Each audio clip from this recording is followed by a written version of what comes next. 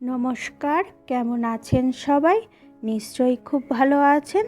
আমিও ভালো আছি। শুরু করা যাক আজকের ব্লগটি। আজকে সকাল সকাল চাটা দিয়েই শুরু করলাম। চা আমি চিনিতে খাই না, কেন কি চিনি দিয়ে খেলে না ভীষণ অ্যাসিডিটির সমস্যা হয়। তার জন্য আমি মধু দিয়ে খাই। আর এখানে যে বিস্কিটটা দেখছেন, এটা আমি অগত্যায় পরে খাচ্ছি। জেনারেলি আমি প্রতিদিনই মুড়ি দিয়ে খাই চা, কেন কি মুড়ি দিয়ে যদি চা খাওয়া যায় তাহলে অনেকটা ভালো থাকা যায়। আমার মতো যাদের এরকম অ্যাসিডিটির সমস্যা আছে, আপনারাও এই ট্রিক্সটা ফলো করে দেখুন, আশা করি উপকার পাবেন। তারপর ফ্রেশ হয়ে নিলাম, হয়ে নিয়ে দেখছি গাছে একটুও জল নাই। তারপর গাছগুলোতে একটু জল দিতে এসে দেখছি ও মা, কতগুলো ফুল ফুটে আছে। ফুলগুলো দেখেই তো মনটা ভালো হয়ে গেল। ভাবলাম আপনাদের সাথে শেয়ার করেই ফেলি। এই দেখুন, এখানে একটা বেলি ফুলও ফুটে আছে। যখন প্রথম থেকে এই ফ্ল্যাটে এসেছি তখন থেকে না আমার মধ্যে একটা সব থেকে বড় ইচ্ছা ছিল, আমি গাছ দিয়ে ফ্ল্যাটটা খুব সুন্দর করে সাজাবো। তো সেটাই চেষ্টা করেছি। তার এই গাছগুলো দেখলে মনটা কি আনন্দ হয়, তাই না? তারপর ছেলেকে নিতে এলাম। ছেলেকে নিয়ে বাড়ি ফিরে একটু রেস্ট করে নিলাম। রেস্ট করে নিয়ে সন্ধ্যাবেলায় বেরোলাম এই গেমস পার্লারে। ছেলেকে নিয়ে এলাম গেমস পার্লারে। এই গেমস পার্লারটা আমাদের বাড়ি থেকে খুব একটা দূরে নয়, তো তার জন্যই চট করে নিয়ে আসা যে গেল আর কি। আমার ছেলে না প্রায়শই বাহানা করে, বলে যে ওই গেম পার্লারটায় নিয়ে আসার কথা। বারবারই বলে, আমি অতটাও পাত্তা দিই না। তো আমি আজকে এসে এখানে বুঝলাম যে সত্যি তাই, কেন ও এত বাহানা করে। ও তো বাচ্চা, আমারই লোভ লাগছে। বাড়ি চলে এসেছি। বাড়ি এসে ফ্রেশ হয়ে আসার সময় এই নানটা নিয়ে এসেছি পার্সেল করে। তারপর এখানে খেতেও বসে পড়েছি। দেখতে পাচ্ছেন আমি নিয়ে নিয়েছি পনির বাটার মশলা আর নান। এটাই ছিল কালকের ডিনার আমাদের। এই পনির বাটার মশলার রেসিপিটা যদি আপনারা চান তাহলে আমার রান্নার চ্যানেলটাই ভিজিট করে আসুন, আপনারা পেয়ে যাবেন এটা রেসিপিটা। আমার রান্নার চ্যানেলের নাম শ্রীতমা হ্যাপি লিটিল কিচেন।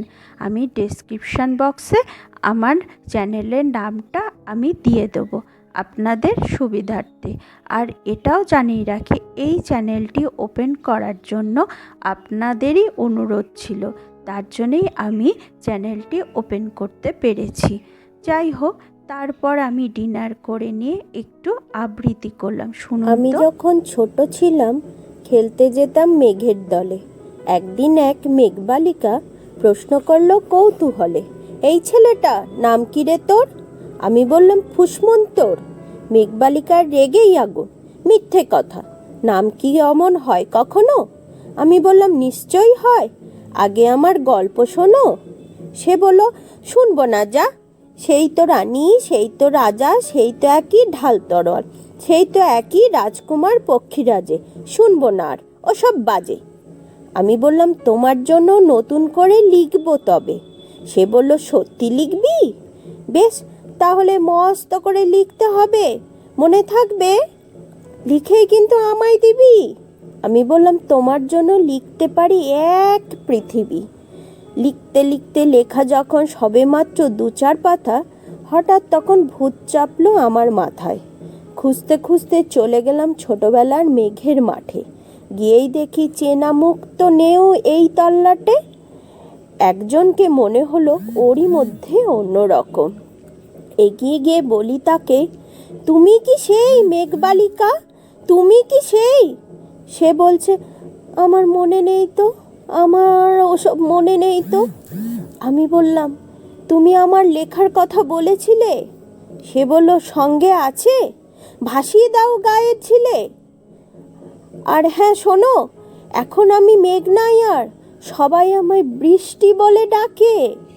বলেই হঠাৎ এক পশলায় চুল থেকে নখ আমায় পুরো ভিজিয়ে দিয়ে অন্য অন্য বৃষ্টি বাদল সঙ্গে নিয়ে মিলিয়ে গেল খরস্রোতায়, মিলিয়ে গেল দূরে কোথায়, দূরে দূরে।